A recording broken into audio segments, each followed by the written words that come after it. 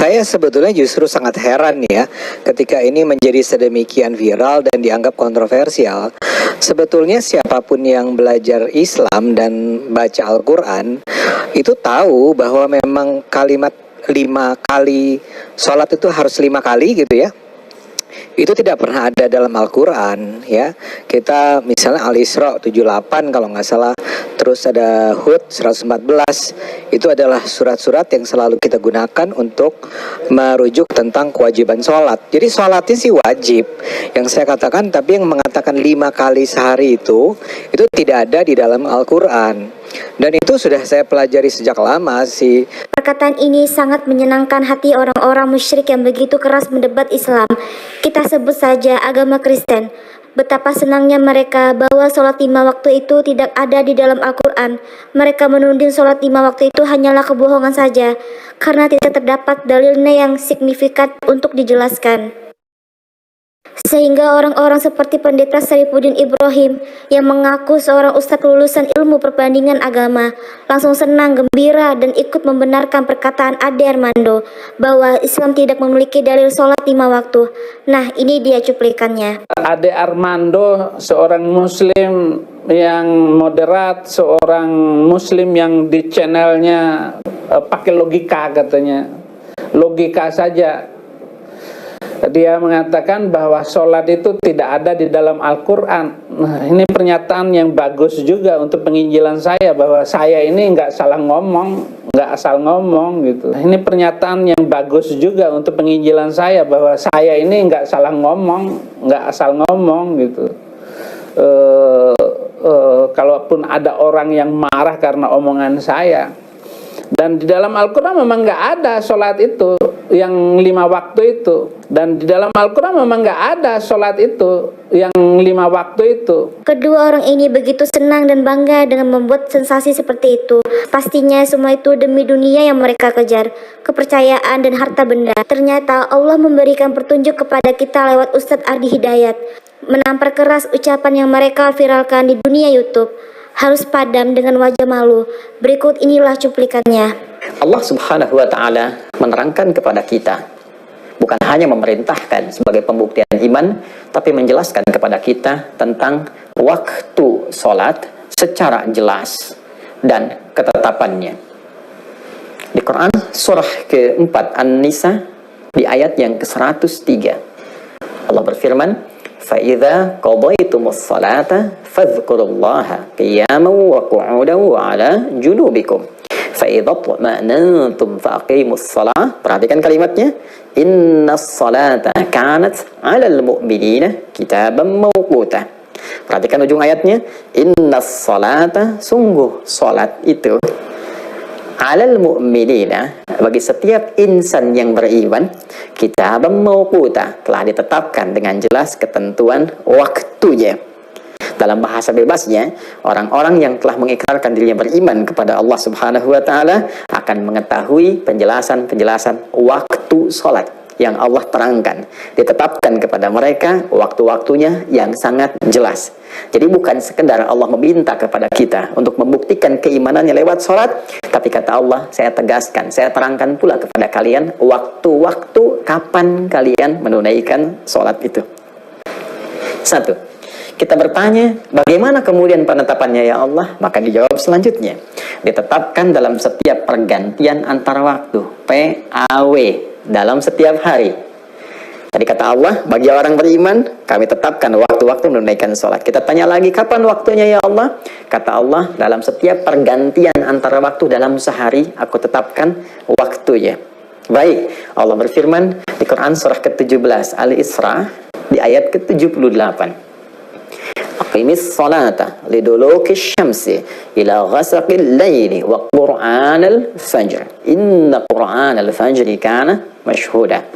Ketika engkau bertanya kapan waktu menunaikannya, kata Allah, aqimis salata, tunaikanlah salat. Yang dimaksudkan itu Ya, liduluki syamsi, mulai matahari tergelincir, mulai muncul siang, sudah mulai sedikit condong ke arah barat, berada di tengah-tengah, mulai condong sedikit, kata Nabi bayangannya dari tongkat itu, ya, mulai sama dengan tongkatnya dan mulai sedikit turun, ya, mulai sedikit bergeser.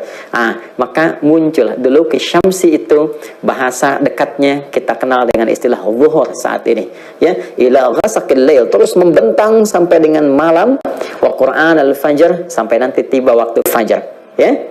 Inna Qur'an al-fajr kana masyhuda, dan di waktu fajar itu ada salat juga yang spesial yang disaksikan langsung oleh Allah Subhanahu wa taala, seperti Allah menyaksikan semua salat yang lainnya, tapi berkumpul kemudian para malaikat di waktu fajar dengan spesial di dalamnya. Dari zuhur membentang sampai dengan ke waktu fajar. Kita akan lihat detailnya bagaimana itu. Kapan diaturnya? Maka ditegaskan lagi Quran surah ke-11 ayat ke-114. Aqimis sholata tarafain nahar wa zulafan minal lail innal hasanati yudhibnas sayyiat.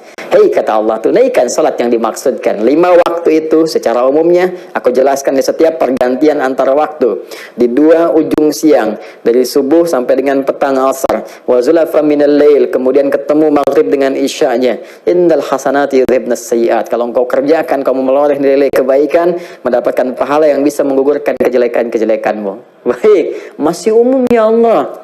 Ya, detailnya seperti apa? Maka turun lagi kemudian dijelaskan spesifik waktu pergantian antar waktu itu dalam sehari.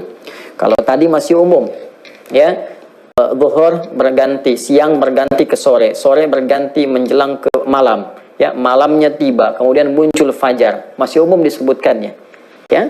Kemudian dijelaskan lagi secara spesifik waktunya. Muncul Quran surah ke-30 Ar-Rum di ayat 17 sampai dengan 18.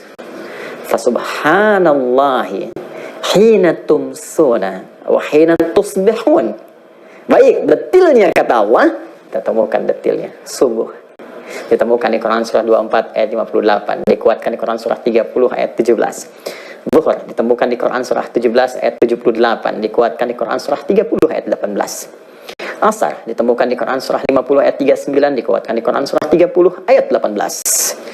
Maghrib ditemukan di Quran surah 11 ayat 114, Hud ayat 114, dikuatkan di Quran surah 30 ayat ke-17. Dan Isya disebut dengan namanya di Quran surah ke-24 An-Nur di ayat ke-58. Jadi kalau Anda bertanya, apakah waktu-waktu sholat itu ada di dalam Al-Quran? Maka jawabannya bukan hanya ada, tapi jelas, terang, dan sangat detail. Saking terang, jelas, dan detailnya, Allah meminta kita menjaga waktu-waktu sholat itu dengan komitmen menunaikan sholat yang dimaksudkan.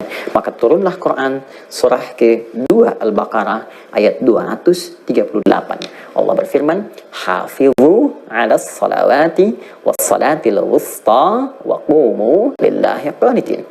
Maka bila engkau telah mengetahui waktunya terang dan jelas, jaga, saling menjaga untuk mengingatkan waktu-waktu sholat itu, dan tunaikanlah sholat itu dengan keadaan yang paling khusyuk, terlebih sholat-sholat pertengahan. Karena itu, jika ada sekali lagi yang bertanya, apakah ada waktu-waktu sholat dalam Al-Quran? Kita jawab, bukan hanya ada, tapi sangat terang dan jelas. Dan diminta dengan jelas dan terang itu untuk menjaga dan menunaikannya dengan khusyuk. Namun bila ada yang mengatakan tidak ada waktu-waktu sholat dalam Al-Quran, walaupun saya mengerjakannya, ini patut diduga 2 hal terjadi pada dirinya. Kalau bukan dia belum bagus baca Al-Quran, belum mengetahui isi Quran karena jarang berinteraksi dengan Quran, boleh jadi karena keadaan imannya yang melemah. Karena bagi orang beriman, dia pasti akan mengetahui waktu-waktu sholat.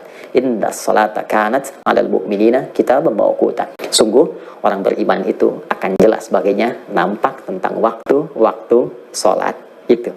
Sekali lagi, kalau bukan karena kurang baca Al-Quran, boleh jadi karena kurang kuat keadaan imannya. Dan yang paling menarik adalah di saat setiap insan beriman mulai mencoba khusyuk untuk menunaikan sholat, ternyata masih ada orang yang baru ingin mengetahui kapan. kapan waktu sholat itu dikerjakan. Nabi Musa diperintahkan untuk menunaikan sholat seperti di Quran surah Taha ayat 14 yang tadi saya bacakan, ketika Allah berfirman, innani anallahu la ilaha illa ana fa'budni wa aqimis sholata li dzikri. Demikian Nabi Isa alaihi salam pun mengatakan bahwa beliau diwasiatkan untuk menunaikan ibadah salat ketika Allah merekam pula penegasan ini di dalam Al-Quran, dalam firman-Nya surah ke-19 Maryam di ayat 31. Wa ja'alani mubaraka aynama kuntu wa awsani bis-shalah. Dan Allah telah menjadikan untukku keberkahan dalam setiap keadaan, setiap kondisi, dan mewasiatkan kepadaku, memerintahkan kepadaku dengan padat, singkat, dan tegas lugas untuk menunaikan salat. Bagi kamu yang baru bertemu channel kami, langsung saja subscribe dan nyalakan notifikasi.